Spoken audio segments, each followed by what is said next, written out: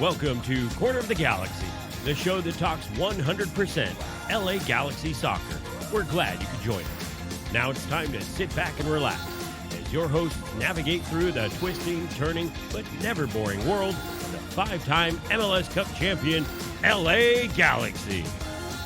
Hello, everybody, and welcome to Corner of the Galaxy on cornerofthegalaxy.com. I'm your host, Josh Guesman, coming to you on a Thursday, October 8th, after the LA Galaxy lose to the Portland Timbers 6-3. Yes, your LA Galaxy do suck.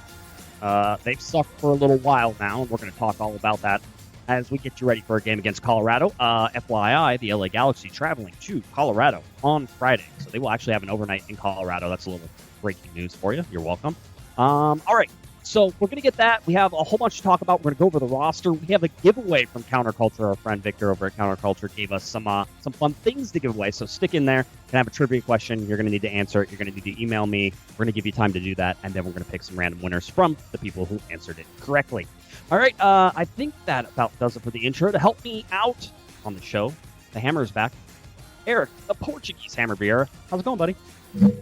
It's going all right. Again, you didn't introduce me by my proper name. The member of the press, the Portuguese Hammer, Eric Vieira. So I like to be addressed by my full title now. Anything that I say tonight totally does not mean anything, because I wasn't at the game. I was at home watching it on television, like the rest of it. But Eric was in the stadium, so you're gonna get real insight.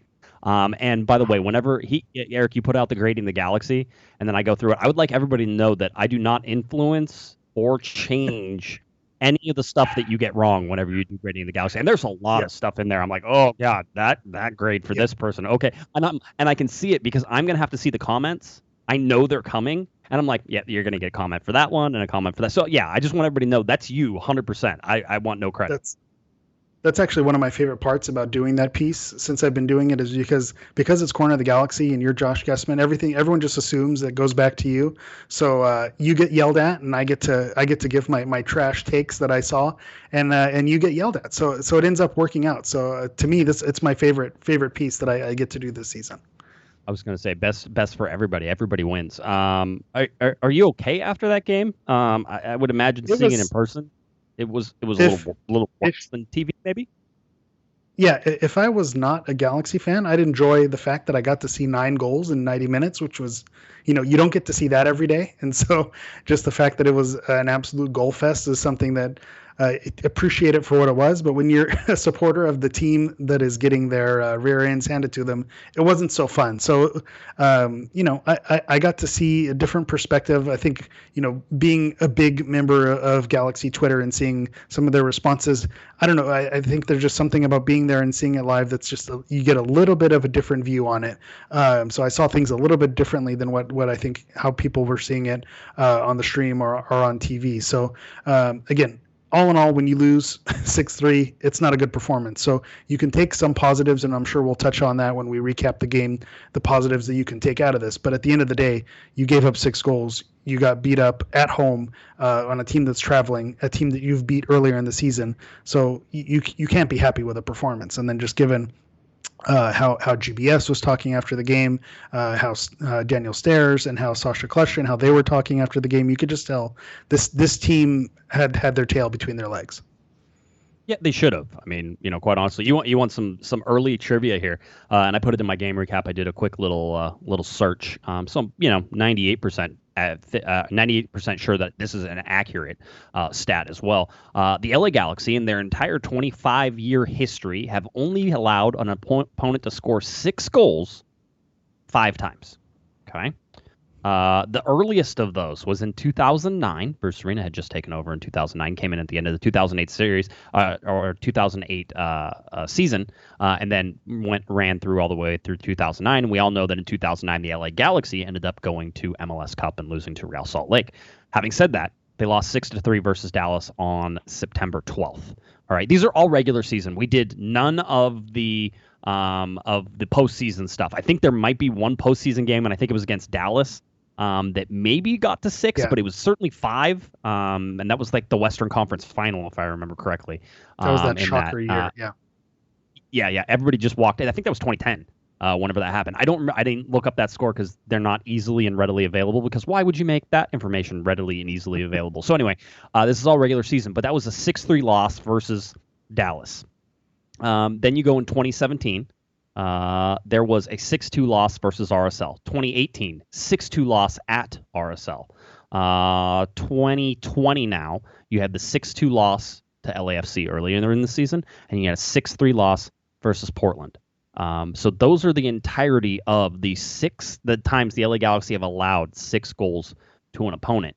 And so what that tells me is that even in the shootout era, even when things were going crazy and there weren't that many teams, the LA Galaxy didn't have 6 hung on them very often. And throughout the Bruce Arena years, when the LA Galaxy went to multiple MLS Cups, won a couple supporter shields, they didn't have 6 goals hung up on them. 4 out of the 5 games where the LA Galaxy have given up 6 goals have all come in the last 4 years. If that tells you where the LA Galaxy are at right now, does that put everything into perspective a little bit? To me, it's one of those where stats confirm what you're thinking. When you given up until the first, the entire history up to the, for what is it, with first 19 years, 5 times it happened, and then in the last 4 years, it's happened 4 times. That tells you exactly where this club's been in the last 4 years. I mean, so it's a perfect stat to kind of highlight how things have been going and where things are right now. I know there's that Twitter trend right now, how things started and how's it going. So, things started great, and then how's it going right now? It's not pretty right now in LA Galaxy land. No, and by the way, also a franchise record, the first time that the LA Galaxy have allowed for 6 goals to be scored twice in the same season.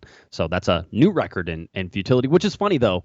Congrats. Because I was going to say, I was talking, and we're going to break down this game, but I think we have to place set this enough, at least to talk a little bit about the end, so we can go back in and talk about everything that happened to get us to this point. I have a group chat. I have a group chat with Eric and one of my other friends. And we keep that going, but then I have another group chat, and I call it the more refined LA Galaxy chat. And I have, I know, right? Well, I knew where you were going. I mean, our group chat is Diamond Dogs, obviously, for Ted Lasso. But this one I call them. Oh, okay. I call it the more refined LA Galaxy chat, and I have some lovely ladies that are LA Galaxy fans who I talk to about the LA Galaxy, and so Sophie is on that. My good friend Sophie and co-host Sophie, the Cannon, she's on that, and she said, is this year worse? I think it was Sarah actually asked, is this year worse than 2017? Right? And I said, no, not even close. And I can't get there. I cannot. They made good arguments, and I'm not going to say they didn't. And I said, if you look at the talent in 2017 and what they tried to do with basically no players, I call that a USL plus team. And looking back on that, it's a lot easier to look at that team and be like, holy crap, it was bad. I was going to say, I think that's probably why they're making their case or making their argument. I wish I could be a part of this chat, but since I'm not, I'll share my thoughts here live on air. I think with 2017, you knew in the back of your head that was a USL plus team with Arnolfo taking over and with the players that they were brought in. So expectations were low. And then when things hit the fan, you kind of threw your hands up and said, well, what did we expect to happen? This year, I think it was, going back to Diamond Dogs and Ted Lasso, it's the hope that kills you. Yep, things that's what I said too. You looked at this roster and you say, okay, things are going to get together. Chicharito is not Zlatan, but he's going to be able to put in goals. Jonathan Dos Santos had, probably his best season for the club last year. He's going to build on that. Someone like Araujo, who was getting a few minutes, I think he maybe came out of nowhere. Maybe you couldn't bank on that, but there's always those 1 or 2 kind of breakout seasons. You think, okay, they're gonna start clicking and putting things together, and then when they fall apart in spectacular fashion like they have been, that's almost more disappointing than when you go in with your head thinking this is going to be a bad season, and then it ends up being a bad season. You can rationalize it. But when you think it's going to be a good season and it ends up being a bad season, I could see that argument on how 2020 might be more disappointing of a season. But as far as teams head to head, I think 2020 is the better team.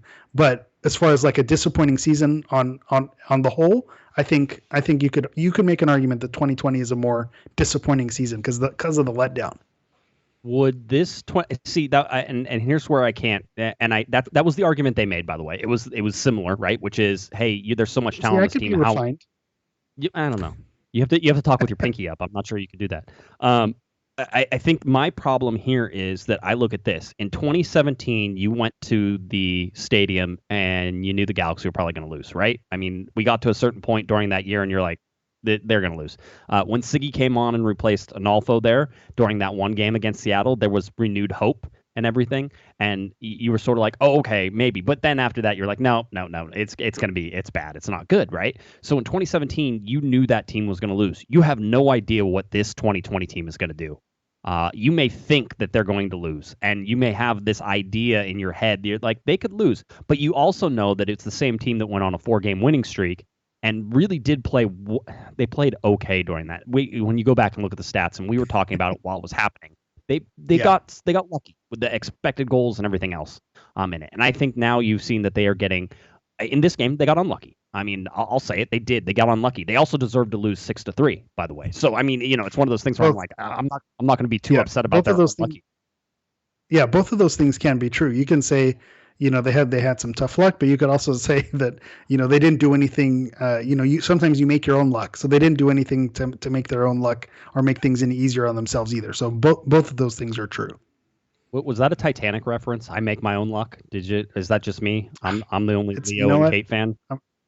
I was gonna say I'm not that hardcore with Titanic. So I probably haven't watched it since the double VHS. Yeah, you didn't go watch it 3 times in the theater whenever it came out. That wasn't you. That was just me. Okay, that was not me. Checking. Okay, that was fine. That's fine. It's a long movie. I enjoy it. The boat sinks every time. FYI, I didn't mean to be spoiler alert, but yeah, that was. Yeah, I was gonna say thanks a lot. Yeah, could this? And I will ask it because Irvin in the chat asked it. Could the 2017 team beat the 2020 team? Whenever you look at it, I mean, on a regular day. On a cold day, and what is it? On a cold day in Stoke, on a rainy night in Stoke. Yeah, on a rainy night in Stoke, can the 2017 beat the 2020 team? Yeah, I think it's if you put it in a simulation, a FIFA simulation, I think there's a situation where Alessandrini bags a couple and you end up that team ends up winning. But I think if it's going to be 2 times out of 10 that 2017 team wins it. Really? So I think so. You think more? No, I don't know. RC in the chat room 20%? is accusing us of having some recency bias or some hindsight bias, right, in this, right? And that 2017 really wasn't as bad because the Analfo had posted one of the best away winning streaks in years. That team could win on the road. This LA Galaxy team was winning on the road. They're streaky. This team is streaky, just like 2018 was streaky. All of these things are streaky, and a streaky team is not a good team. That's an inconsistent team, and that's what you're seeing right now. So let's get to this lineup. You got this was an interesting one because you had Chicharito not playing in this game. You have Jonathan Dos Santos not playing in this game. You had Rolf Felcher not playing in this game. We knew about Jonathan Dos Santos. We knew about Rolf Felcher. Chicharito was a late scratch. His wife, Sarah, by the way, welcomed a baby girl, Nala, on Monday. And we don't know what time Monday. I imagine that it was probably pretty late in the evening. That's just a guess on my part, just because of the timing of different things. But that's great. Congratulations to them. I know that she was sort of past due and waiting for that baby to come. So he has a little boy, Noah, and a little girl named Nala, which I hope is a Lion King reference. I'm really hoping there's some Lion King in there. How can it not be? Yeah. Right. I mean, I don't know. Maybe it's a family. There's not maybe tons it's a family. of Nalas. I don't know. Maybe there are in Australia. I don't know these things. But anyway, so he did this. Number one, I don't want to hear the complaining about him missing a game because of the birth of his daughter. It matters not to me. It should matter not to you. His daughter is going to be alive for a very long time. He got to witness it. He got to be there for the first couple of days. Good. Perfect. Wonderful. That's fine. And him not playing in this game is fine too. I imagine that he will play on Saturday in Colorado. In fact, I think that there's probably zero reason why that won't happen. So having said all that, we'll put that to the side. Joe Corona didn't dress for this game, Eric. Lower leg injury for Joe Corona. It's the LA Galaxy are sort of classifying it as nothing serious, but we do not know his status for the game on Saturday. So You had Sasha Kljestan, who started in place of Joe Corona in there with JDS out. All of a sudden, the center of the midfield got real thin, like just with, 2 absences. What do you know? You go fourth into the depth chart, and all of a sudden you get thin there. Who would have thought it? So you had that. So the starting lineup ended up being Ethan Zubak up top. You had Pavone, Alvarez, and Lletget. And don't be surprised by the Galaxy's graphic they put out. Alvarez was playing in the middle. Sebastian Lletget was, and at this point in quotation marks, playing on the right. You had Kitchen and Kljestan playing sort of the defensive mid roles, but Kljestan was more of a center mid than a defensive mid. And then you had Araujo, Steres, Depew, Insua, and Bingham. So that was your starting lineup for the LA Galaxy. Now let's get into this game. Who do you want to start with? Because I kind of want to go through all of these guys. So do you want to start with some of these? Let's start from the top and work our way down, because I think the issues were more defensive. So I think let's start at the forwards and work our way down.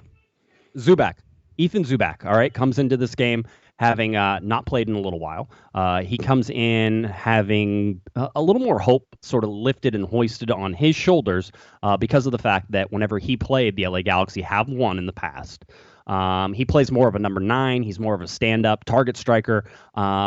He ends up scoring a goal in this. Let's preface all of this by saying Ethan Zubak scored a goal, which is something the LA Galaxy have been lacking. During the 5-game losing streak, they've been outscored 5-15. So having said that, the goals that they scored were good. That being said, for me, Ethan Zubak was a wall that you find at a community park that you whack tennis balls off of and they come back to you, because that's basically what he was used for. A little hold-up play, a little bit of play off of him, but there was nothing else in that game. His goal is great. It's a set piece. That's where that comes from more than anything. So for me, yeah, great. I'm glad Zubak was in there. And by the way, there's a huge argument right now that the Galaxy play quicker with Ethan Zubak on the field than they do with Chicharito. So. Yeah, but the only thing with that argument is that obviously the way he runs around the field, Zubak brings a little bit more speed than Chicharito does. But I think where Zubak can be successful is being a little bit of that playing in a pest role, where he's going and chasing down balls, kind of what Antuna did when he was on the team last year, just chasing down, kind of wreaking havoc, waiting for the defense to make mistakes. I think that's where Zubak can be useful, but unfortunately that's not how he's being utilized, and I don't think that's how he's playing. To me, I don't think he was involved enough in the game to say it, but then that could go right into your argument that he didn't have a good game because he wasn't involved. Like you said, he limited touches, didn't really make runs that were dangerous or make asking questions of the Portland defense. So I see what you're saying, that he didn't have a great game, but at the same time, I don't know that he was involved enough to say he was a problem yesterday. But at the same time, you need a forward who's going to cause a problem, and you need your forward to be involved in the game. I think that, to me, is the most frustrating thing. Is Yanni came in towards the end. It felt like the Galaxy weren't playing with forwards. It felt like they play with all midfielders, and they don't have an attacking option. It's almost like they're playing without a forward. Not even like a false 9 where it's someone who dips in there. They're just straight up feels like they're not playing with a forward, and I think that's the most frustrating thing. And let's transpose that over to whenever Chicharito's playing as well, right? You can say the same thing whenever Chicharito. Do you feel like the Galaxy are playing with a forward? No. Here, let's the same thing. Limited involvement. Yeah, let's shift over to the formation, because let's talk about a guy who played more forward than the forward, which was Sebastian Lletget. Sebastian Lletget lined up on the right-hand side of this formation. He was supposed to be a right winger. I would love to show so nobody has showed it to me. I would love to see a heat map of where he was. Because I guarantee you it's going to show that he was in the center of the field, and that for a large portion of this game, he was playing above Zubak. And maybe that's the style that GBS wants to go with. And by the way, he did it with Chicharito too. This is the thing. He starts on that right-hand wing, and he comes in and he goes above the forward. That's I'm going to argue against myself, which I've been known to do, is that if you're not playing with a second forward, then that is kind of your Cam's job, or the wingers need to pick their moments where they're going to fill in that role as kind of the second forward and help out. And I think that's what Lletget has been doing. You and I have had this conversation on the unrefined text that I think Lletget wants to play the cam so bad that even when he plays on the wing, he ends up playing the cam or wanting to play the cam. So I think I don't know if that's a discipline thing or a game plan thing, but he doesn't seem, even when he's out on the wing, he doesn't really play that winger role. Correct. And there was no right wing for the majority of this game. There was no right wing. Now let's talk about the guy who was supposed to be playing the cam role, the central attacking midfielder. Efrain Alvarez comes into this game. He gets a start, obviously, with Jonathan Dos Santos out, with swinging Lletget wide and placing Alvarez into the center. That is his role. That is where he is supposed to be good. And I will say that for most of this year, I've been disappointed with his play. I will call him, people said, well, he's out of shape. I don't think he's out of shape. The way that I see him right now, he looks like he's in shape. He looks like he is physically fit. He looks like he can play the majority of the games. What I see from him is what I call, somebody said, maybe he's just too slow. And it's not that he's slow. He's smooth slow, right? He's smooth slow. So the smoothness of how he moves makes him look slower than he actually is. But at the same time, he's not fast. Yeah. I think what a good way to describe that would be he's measured. He's measured in his movements, because I think he's shown that he has the ability to, take a great touch or to send a great assist or send a great pass. But when the pressure is on him, that's where he makes those mistakes. And so the second you put pressure on him, that's where he folds a little bit. But if he has ample space, he could be measured and take his time and really send a beautiful ball, whip a cross in or send a long ball. He's shown that he can do that, and he has skill in doing that. And because he's not quick, that's why when he plays on the wings, it doesn't work. So you're right. This is where he should be most successful, is distributing and making it. But I think he's just, like you said, it's not that he's physically slow. It's just he's slow in his movements. He's measured. And if he doesn't have the time, which team that you play against is not going to try to press you and not give you space. So that's anywhere you go. So if that it's taken away from him, then that's a problem. I didn't think he had a horrible game. He had moments where, to me, he was aggressive. I think this is something that's been missing. I mentioned it. He gives that extra pass when maybe he should have shot. And this game, I think he was taking the shot, being a little bit more aggressive, trying to get involved in the offense more. And I liked that part of it. I enjoyed what I saw from him there. It wasn't a stellar performance, but to me, I saw a little bit more than maybe I've seen what he brought on the wing. This is a better spot for him than when he plays on the wing. Yeah, it's his better spot. It's still, you can call it aggressive. I can say that he dribbled into coverage multiple times.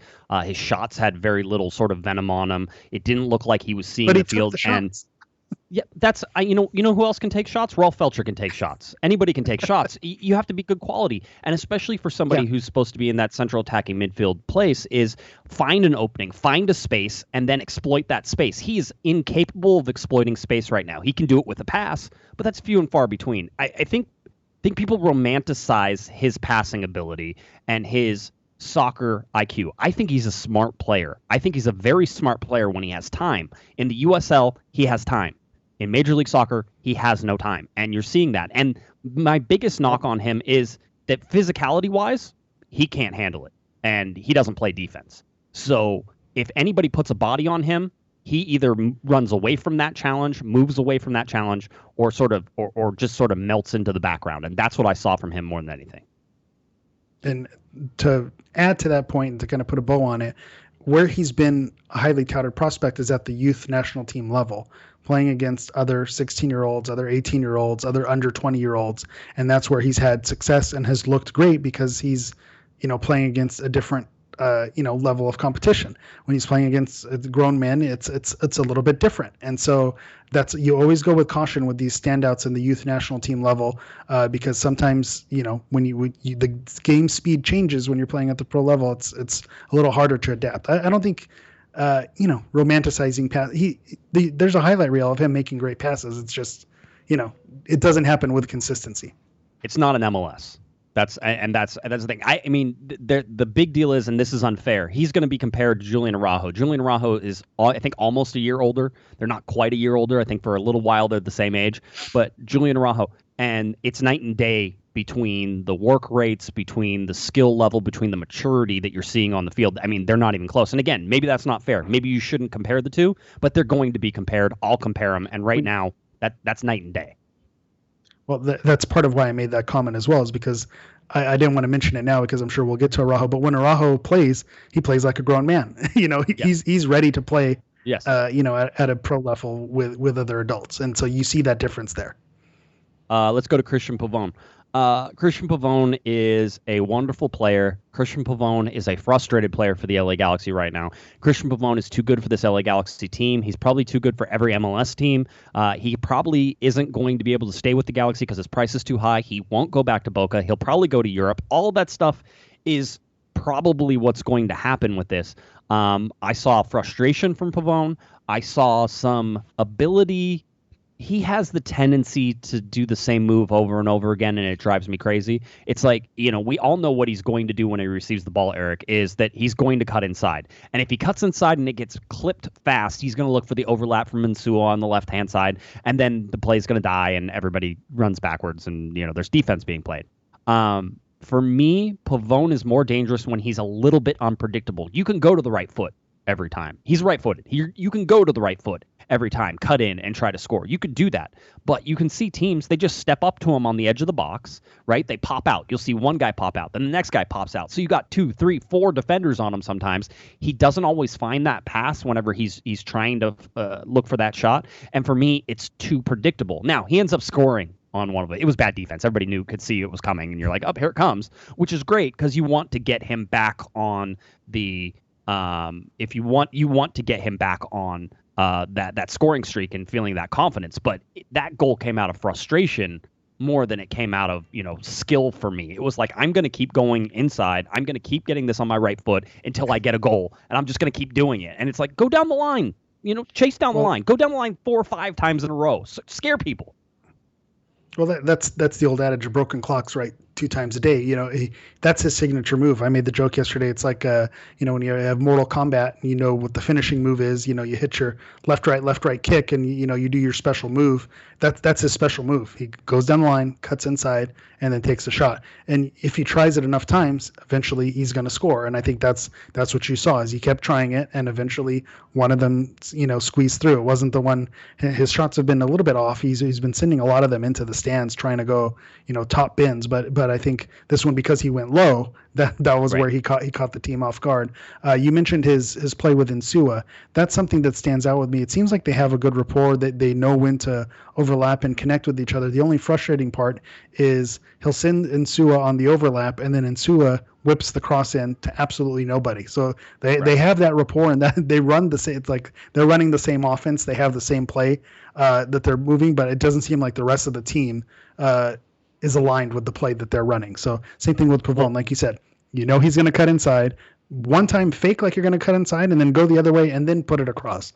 But we've seen him do that as well at the MLS's back tournament, and then no one was there to put it away, or people were slow to get to it. So he has done it, but I think that's why he's not doing it now. He's seen it's not working, so I need to do it myself. He's taking a little bit too much on his own.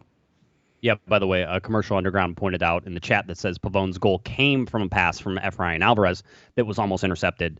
And I think that Alvarez actually has this preference to feed Pavone all the time, and I think he forces it way too much.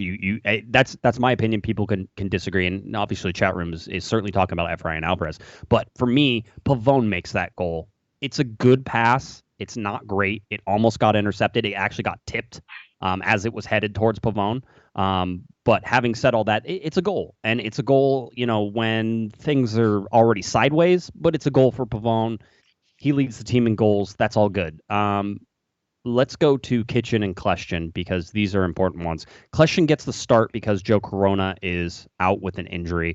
Kleshchen gets the start because Jonathan Dos Santos is away on international duty.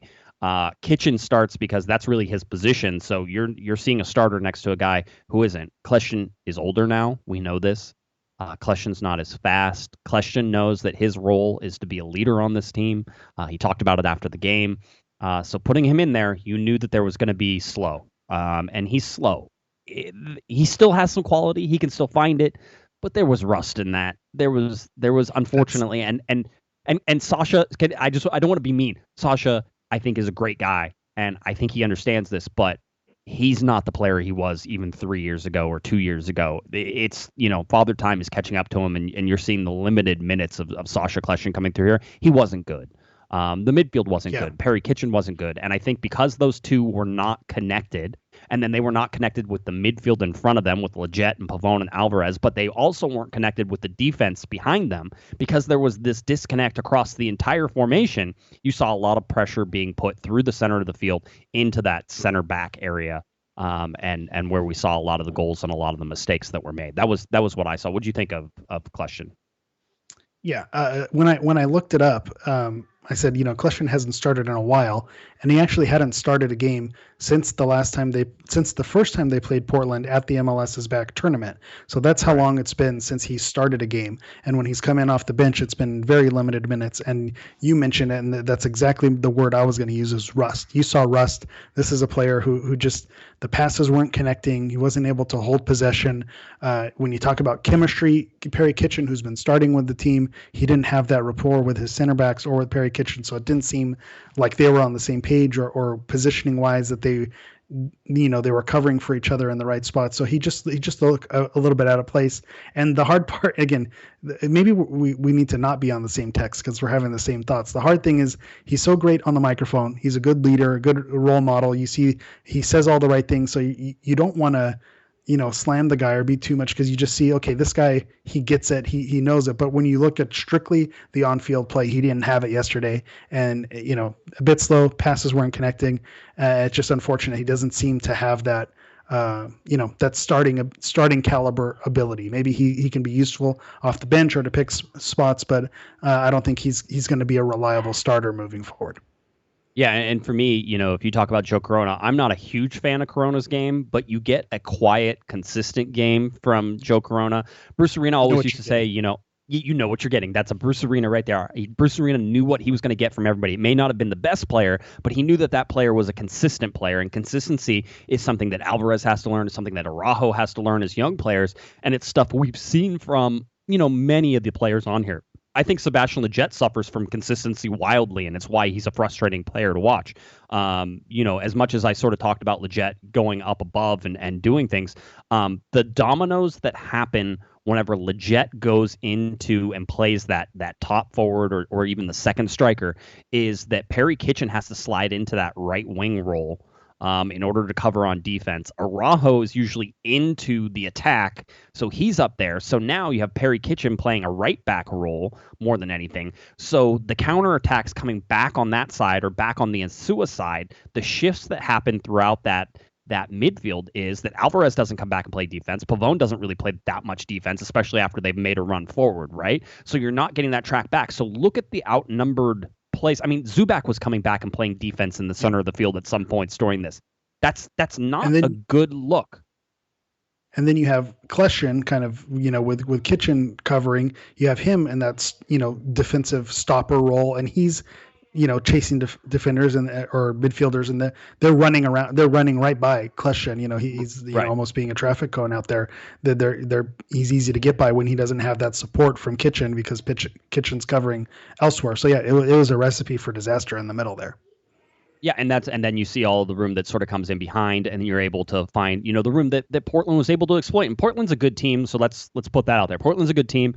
They were ridiculously efficient in this game. Expected goals was basically, and I'm rounding up in both of these cases, was basically LA Galaxy to score 2 on the expected goals and Portland to score 3. Portland scored 6. Okay, we can talk about some of the reasons why that happened. Araujo had an okay game. He scored a goal. I was fine with him. I thought he was good. It's exactly what I expect from him, and he didn't get a yellow card. That's a big fine. one. Yeah, I'm fine with him. So Insua on the other side, fine. I don't hate him as much as other people seem to hate him. I think I know what I'm going to get from him, so I'm okay with that. Yeah, I was again. We're saying the same thing. I need to just go wild and disagree with you just for the sake of disagreeing with you.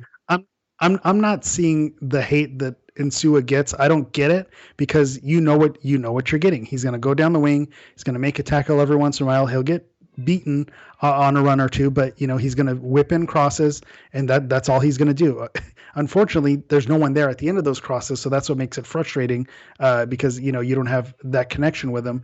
But I don't think he's a liability. There are moments where he could probably do better, but I don't see him being a weak link and being the major issue where it all goes wrong is because Insua is holding this team back from being successful or having a successful back line.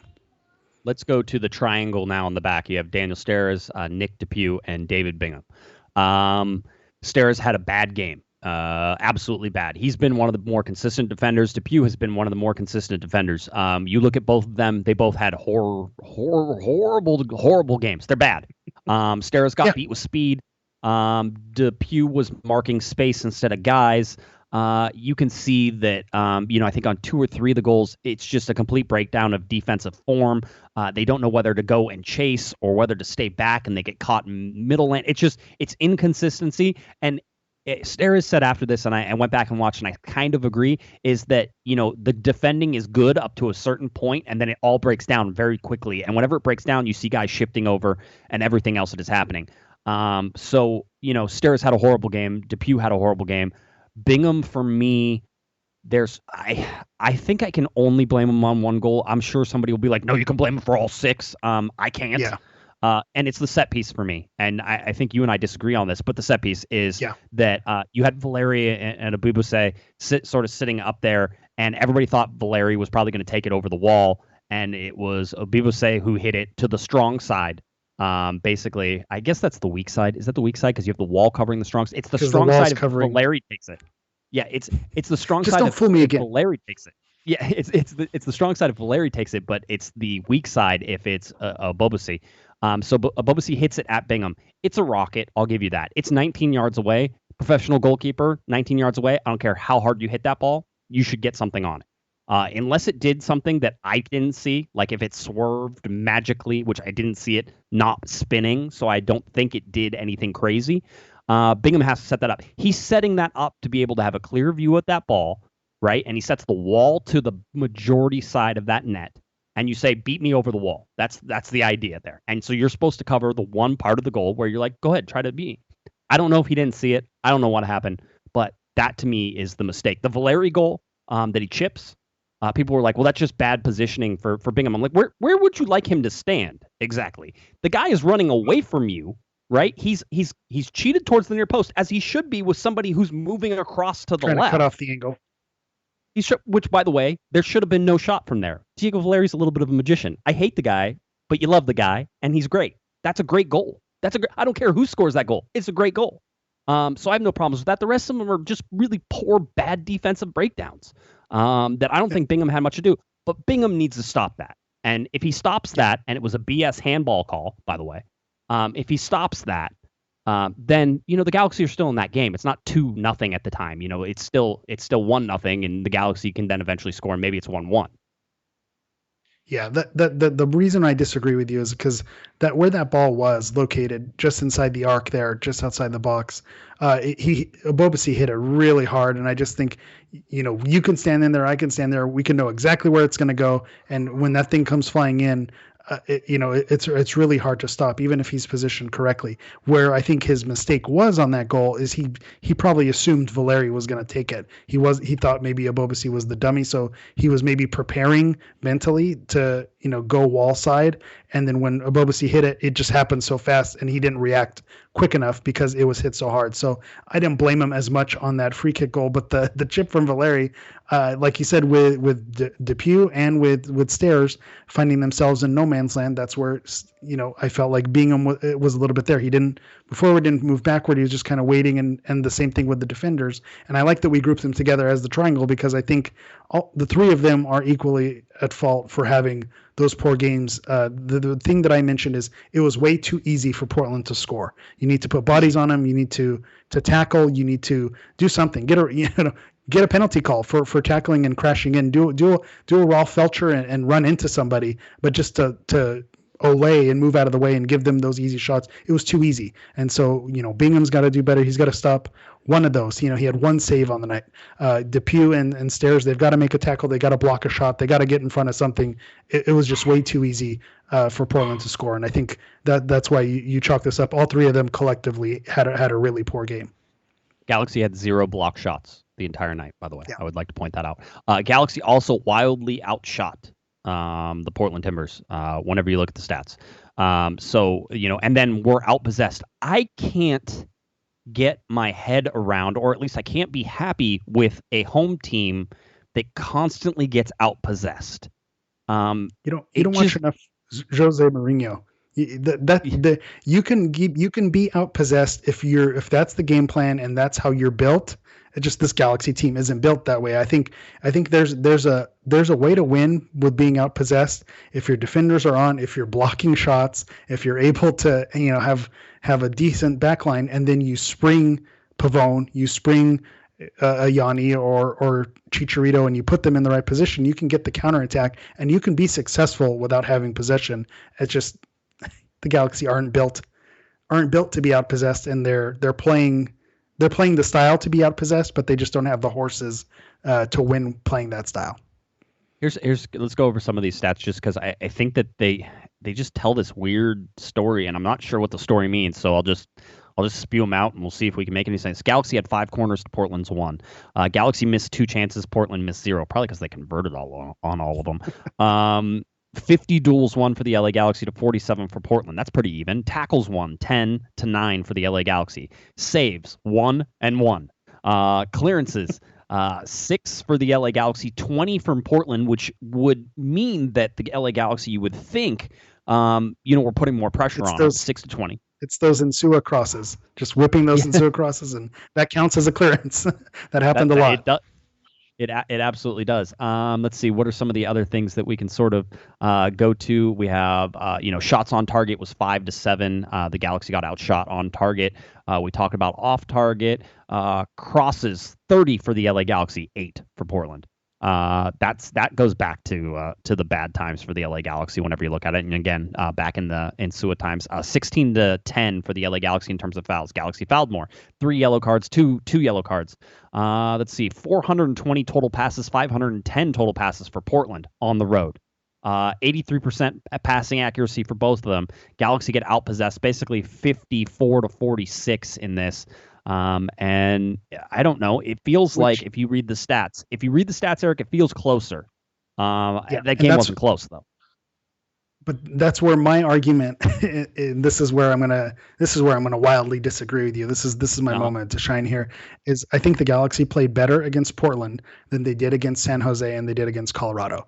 There were things that were working on offense. There were moments and flashes. Obviously, for the full 90 and defensively, it was horrible. But there were moments in there where you saw positives and you saw things work. And so I think you saw a better you saw better moments in this game. In San Jose, they were outpossessed more than they were against Portland. And they still had, that game essentially taken away from them. They should have beat San Jose with how they were playing. And the same thing with Colorado. They played right into Colorado's hands with their strategy. So I think you saw moments in this game that were better. You scored 3 goals. You had moments where things looked okay, and you had set plays that worked. It just everything on the defensive side didn't work. But I'd make the argument that the Galaxy played better in this game than they did against San Jose and Colorado. One of your 37 dogs is barking again. I would just like to point out. Is that one? Oh, can you hear that? Yeah. Yeah, of course. I can hear it. I mean, I can hear it. I don't know if everybody else. I'll say this again. We talk about being unlucky. The handball on Nick DePuy. I know why they're calling it a handball, but it's just such a horror. That's twice in 2 games that he's been victimized by things that he couldn't do anything about. I was talking to another reporter, and I was emailing another reporter who was at the game, and we were talking. And he goes, "Well, what makes you? Why can't you just chip the ball into people's hands all the time? Like this is getting ridiculous."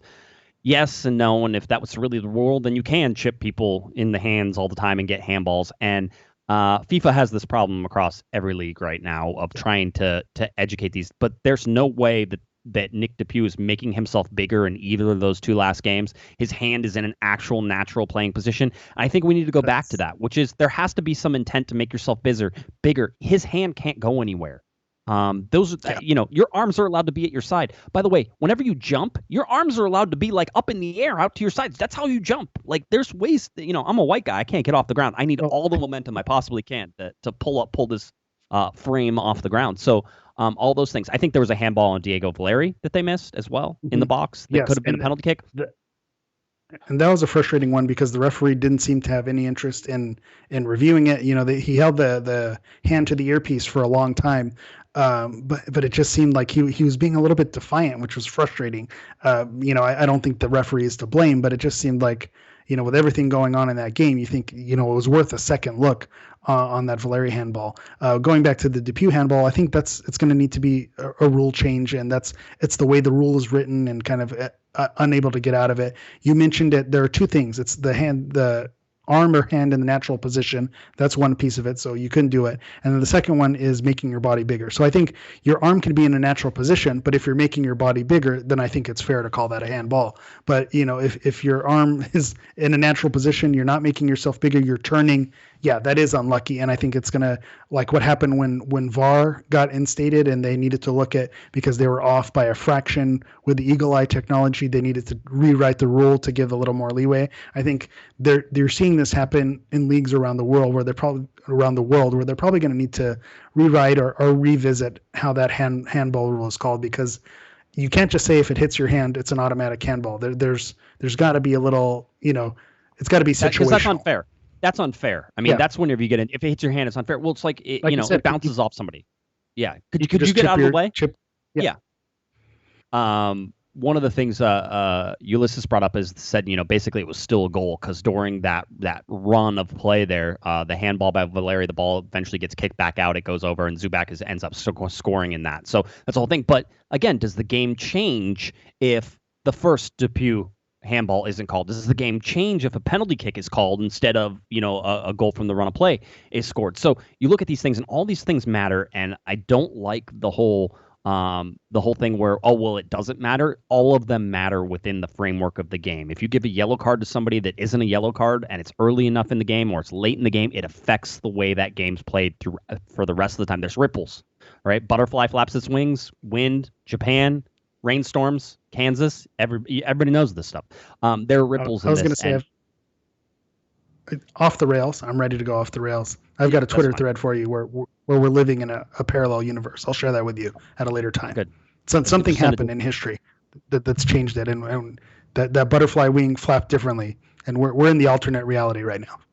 Right, the LA Galaxy are in first place. Is that where we're at? Okay, good. I'm glad. There's a timeline where Chicharito is the leading goal scorer. There is an alternate reality universe, and that goes. Let's move on a little bit. Let's talk about the Colorado Rapids. Actually, before they do that, let's give some stuff away. Let's at least have this. I know we got about 15 minutes left. I was talking to Victor over at Counterculture, and if you haven't seen Counterculture, you should go to Counterculture. We'll have links on our Instagram, and I'll put links in the show notes as well. But Counterculture does some sweet pins and some sweet merch, and so I was talking to Victor, and I was ordering my Mike McGee Legends pin. And if you haven't seen this pin, it is box on that bad boy. Yeah, we should go one box on this for sure. Whenever you're looking, if you haven't seen this pin is a monument to everything wonderful that is Mike McGee.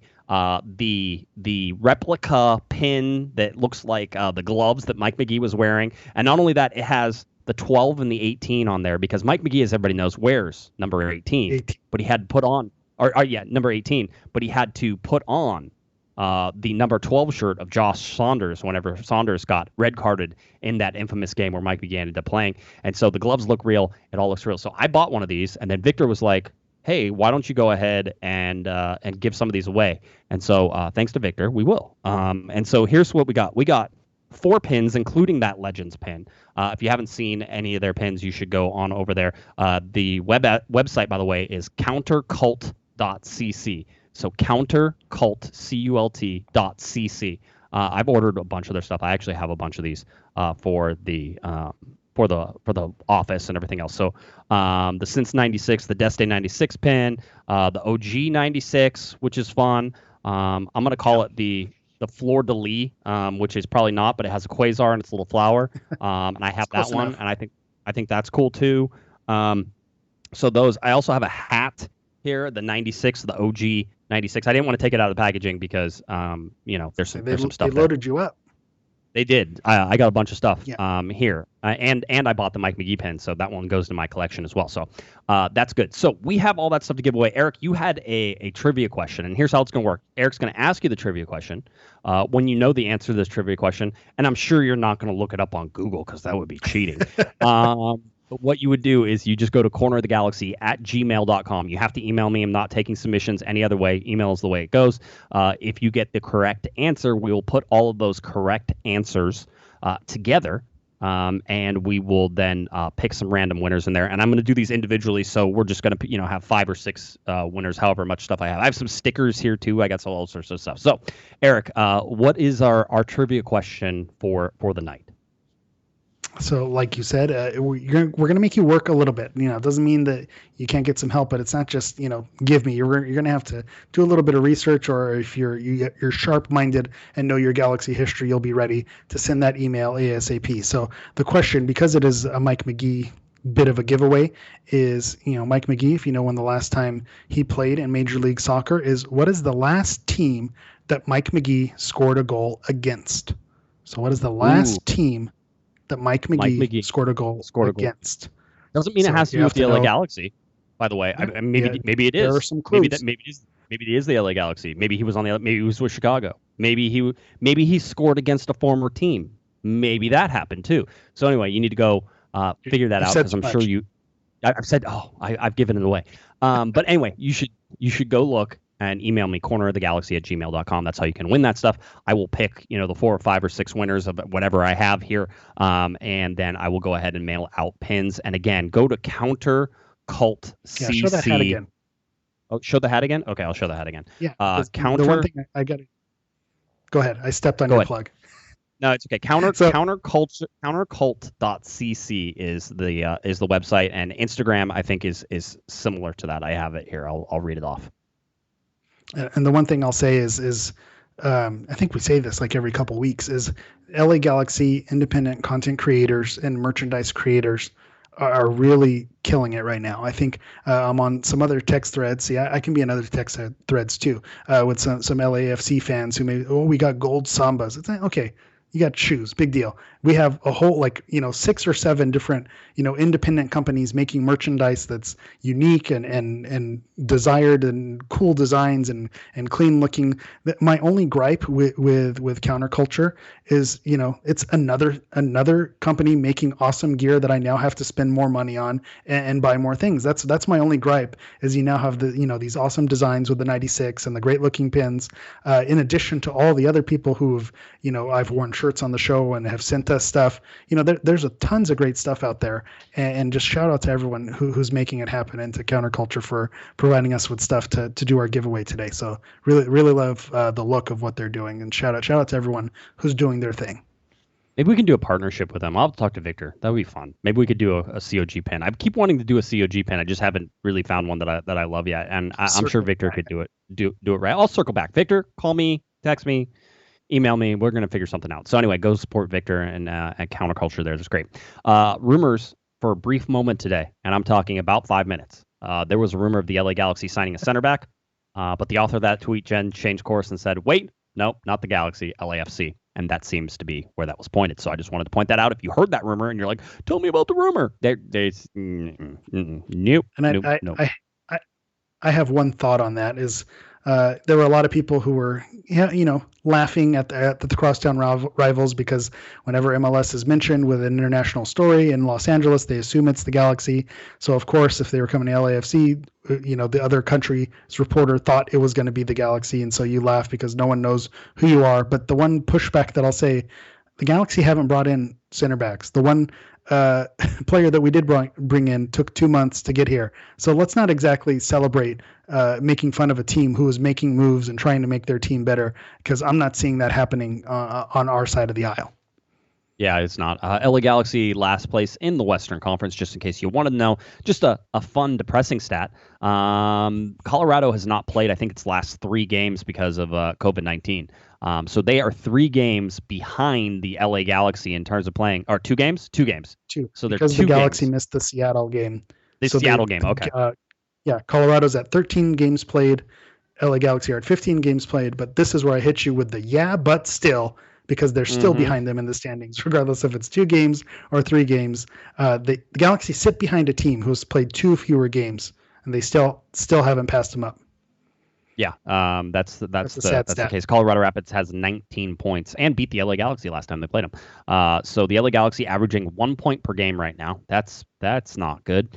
And Colorado averaging 1.46 points per game. The reason Colorado has not played games recently is because they had a COVID-19 outbreak that was mostly coaching staff. I think 2 or 3 players ended up coming down with it. So when you look at that, you sort of say, okay, they were supposed to play LAFC midweek. That game got canceled on Monday night, and LAFC, I think, was supposed to travel out to Colorado. That game got postponed. They are now those 2 games and all of the makeups that they have to do. I think Colorado has no more spots available. They may end up actually playing after decision day, which is crazy. So keep that in mind as you sort of see this. But it's been 15 days, Eric, 15 days since the last time Colorado played a game. They kind of started training again on Monday, and then I think that got shut down again whenever there was a positive. So I'm not going to say they're in game shape for all of this. But a 4 p.m. kickoff time on Saturday, October 10th. This game is on Unamas, so you can find it. It was not on Spectrum. You do not have to weasel your way into a press spot like Eric did in order to watch the game. You can just watch it, I think, on Twitter, or you can find it on television on Unamas. If you're an English speaker, sometimes the SAP works. It never works for me. People have told me, "Oh, well, you're not doing it right." I think I can figure out my TV. It doesn't work. So anyway, that's a 5 p.m. kick time in Mountain Time. And I told you at the beginning of this that the LA Galaxy, sort of contrary to MLS rules and what that has been the trend, which is traveling the day of, the LA Galaxy will be traveling on Friday. So tomorrow, as we're recording, they'll travel on Friday for a game that is Saturday afternoon at 4 p.m. So they will be spending the night in a hotel. They will have an overnight. All of those things are things that are happening. So Galaxy on a 5-game losing streak. And I don't know what you can expect from this game because Colorado hasn't played, and the LA Galaxy are this giant question mark. I mean, I don't know. What do you think, Eric? Yeah, I think the sad state of affairs is, of course, I looked up 538 just to see, how are they going to rate a team that hasn't played in 15 days, that is, having COVID cases and players drop out. Surely the Galaxy are going to be favorites heading into this, and they're not. Colorado is a 49% favorite to win. The Galaxy are 29% favorite to win, and then a 22% chance for a draw. And I don't know that I disagree with what 538 is saying. You want to say this team isn't in game shape, they haven't been able to train, but how they were playing and how Robin Fraser kind of figured out the Galaxy when they came to play them at Dignity Health Sports Park, I think he's going to be able to game plan and prepare. I don't know that the Galaxy have the answers right now. Maybe they can find the things that worked on offense from this Portland game and make some magic happen in Colorado. But again, you have to go based on what your eyes have been seeing, and you haven't seen the Galaxy dominate a game for 90 minutes, and I don't expect them to travel to Colorado, for the first time doing an overnight, in a long time, and come away with 3 points. So I'm preparing myself for the worst. I don't expect great things, even given the difficult circumstances that Colorado is overcoming. Yeah, Galaxy, as much as we talk about, the Galaxy and their 5-game losing streak, it's bad, it's not good. The Galaxy have won just 4 games this year. That was during a 4-game win streak. That was it. So you're looking, at the points, they've gotten 3 draws. So really, out of 7 games, they've gotten at least a point in 7 games, but they've lost 8 games. Those aren't great stats. And certainly the goals for and goals against, -9 on the differential right now, 21 goals for, 30 goals against is not great either. It doesn't mean that they're one of the worst defenses, by the way, in the Western Conference. They're not. They're probably middle of the pack whenever you look at it. They're not great. San Jose Earthquakes are currently -16, and they have given up 40. But at the same time, the San Jose Earthquakes have 20 points. The LA Galaxy have 15, with one game less having been played. That's the difference right there. That's what I was going to say. The standings are not measured on goals against average. And so you see Vancouver with the -19, you see San Jose with a -16, but you're still staring up at them. You can get blown out, 6-3, or you can get blown out 5-0, but maybe you grind out those 1-0 wins, those 2-1 wins, and the Galaxy haven't even been doing that. So, those teams who have been giving up a lot of goals, Sure, pants on them for having horrible defenses, but they've found ways to grind out certain games, and you can't say the same for the Galaxy right now. Yeah, Sounders, by the way, sitting on 30 points if you just want to, take that in and understand where they are. Portland at 27 points as well. So, the Galaxy have had a tough, Western Conference. We understood that. But, the Colorado Rapids are a game the Galaxy should win, and I have zero confidence that they will be able to do that. They're just 4 points out of the last playoff spot, so it's not like the season is over, but the way things are going, it feels like it's over. It doesn't feel like this team can sort of resurrect things. Talking to Sasha Kleshin and talking to Dan Steres after the game, it was sort of, can you fix this? Can you get this right? And it's like, yeah, if we get on a hot streak, you win 3 or 4 games in a row in Major League Soccer right now, and that happens in a condensed period of time because all the games are stacked on top of each other, you could be back up into the 4th and 5th spot here pretty easily. For me, yeah, go ahead. That's something that stood out to me with that Sasha mentioned in the post game is he referenced New England back in 2014, I believe, when they had a horrible losing streak to kind of start their season, but they peaked at the right time, got hot and strung together a few wins and ended up making an MLS Cup final. So he specifically name checked that moment, and the Galaxy were the victors ultimately in MLS Cup, but making a run isn't out of the question. And so that's another frustrating thing, is because the games have more weight.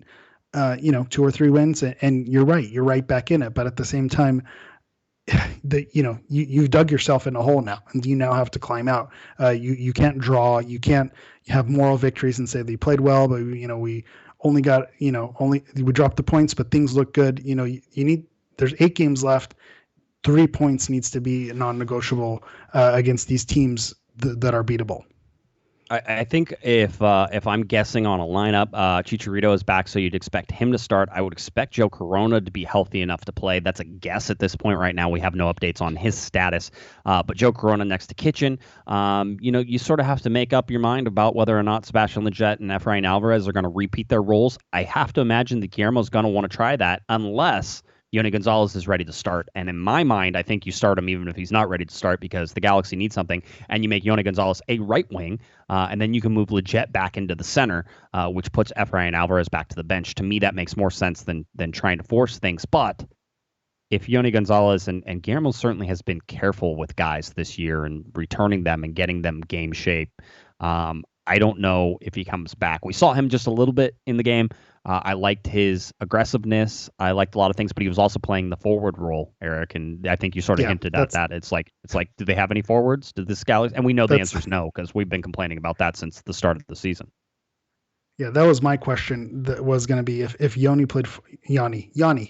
Got to keep saying it. If Yanni played forward, does that mean that he's going to be? Is that going to be one of his options? Is there maybe a tactics change coming up, or was that just out of necessity with Chicharito out and Zubac being tired that you decided to throw him up there? The one caveat that I will say is they are traveling to Colorado, which sometimes it's difficult to play there because of the altitude, and so maybe that's not the game where you want to throw Yanni out there and say, here you go, have fun, gasping for air out there. Welcome to America. So maybe this isn't the game where you start him. Maybe you still keep him on the bench for this game. But I liked what I saw from him. To me, he was a lot larger than I expected. He's a big dude. He's built, and I like the physicality that he looks like he can bring. So I think he's going to be a good piece. But it's probably going to be off the bench in this game. We'll see. We'll see how it plays out. And certainly a 4 p.m. kickoff time, so an early one. And so make sure you're checking that out. Unamos is where you can find it. Clarification on the trivia question, by the way. Regular season MLS. Last regular season MLS goal.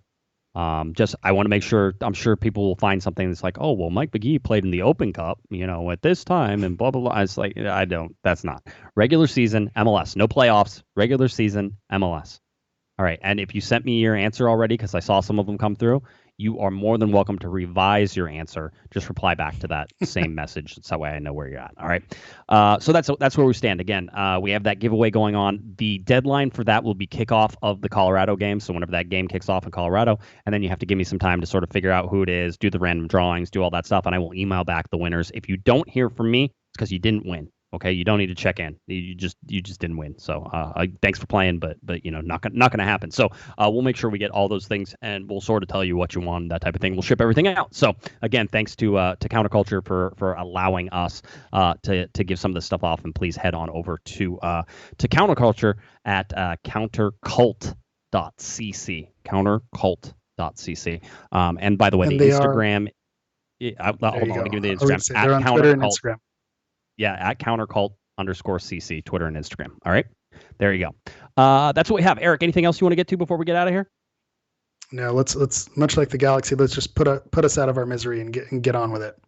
6 goals. You can't allow 6 goals. All right, tell people where they can find you, Eric. Go for it. All right, you can find me on Twitter at HammerEV. You can also find me on Instagram at GalaxyProfoul. That's Galaxy PROFOUL. All right, if you're looking for me on Twitter, it's at Guesman, JGUESMAN, and of course at Galaxy Podcast. Head on over to cornerofthegalaxy.com for all of our articles, Great of the Galaxy, everything that you want to see about Sasha Collection, all that stuff is right there, cornerofthegalaxy.com. All right, for Eric the Portuguese Hammer, I'm cornerofthegalaxy.com. Have a great one, everybody. You've been listening to the Corner of the Galaxy podcast on cornerofthegalaxy.com. You can follow the show on Twitter and Instagram at Galaxy Podcast. And be sure to check out and subscribe to iTunes, Stitcher, and Facebook by searching for Corner of the Galaxy. Fans, we thank you for listening, and we ask that you be kind and courteous to your neighbors as you leave the podcast. We thank you for joining us and look forward to seeing you again. Until then, I'm Michael Araujo, and on behalf of the entire Corner of the Galaxy crew, goodbye, everybody.